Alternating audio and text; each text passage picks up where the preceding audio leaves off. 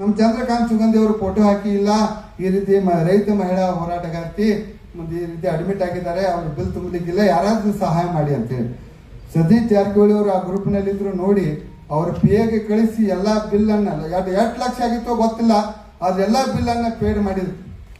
ಎಲ್ಲ ಬಿಲ್ ಅನ್ನ ಅವರು ಆಮೇಲೆ ಫೋನ್ ಮಾಡಿ ಹೇಳಿದ್ರು, ಇದನ್ನ ಸುದ್ದಿ ಮಾಡಕ್ ಹೋಗ್ಬೇಡ್ರಿ, ಇದು ನಮ್ದು ಏನೈತಿ ಕರ್ತವ್ಯ ಐತೆ ಅದು ನಾನು ಮಾಡಿದ್ದೀನಿ ಅನ್ನುವಂಥ ಮಾತು. ಇದು ಯಾಕೆ ಹೇಳ್ತಾ ಇದ್ದೀನಿ ಅಂತಂದ್ರೆ, ನಾವು ಮಾಡಿದಂತಹ ಪುಣ್ಯ ಅದು ದೇವರು ಭಗವಂತ ಯಾವತ್ತಾದ್ರೂ ಯಾವುದೋ ರೂಪದಲ್ಲಿ ಆದ್ರೂ ಕೊಡ್ತಾನೆ.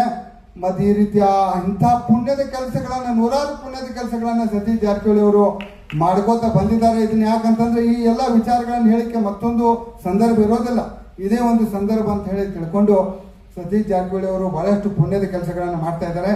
ಹೀಗಾಗಿ ಜನ ಅವ್ರ ಹಿಂದೆ ಅವರು ನಿಂತ್ರೆ ಜಾತ್ರೆ, ನಡೆದ್ರೆ ಮೆರವಣಿಗೆ, ಸುಮ್ಮನೆ ಜನ ಯಾರು ಬೆನ್ ಹತ್ತುವುದಿಲ್ಲ. ಮೂರ್ಖರಲ್ಲ ಜನ, ಏನು ಮೂರ್ಖರಲ್ಲ, ಜನರಿಗಾಗಿ ಏನೋ ಮಾಡಿದ್ದಾರೆ ಅಂತೇಳಿ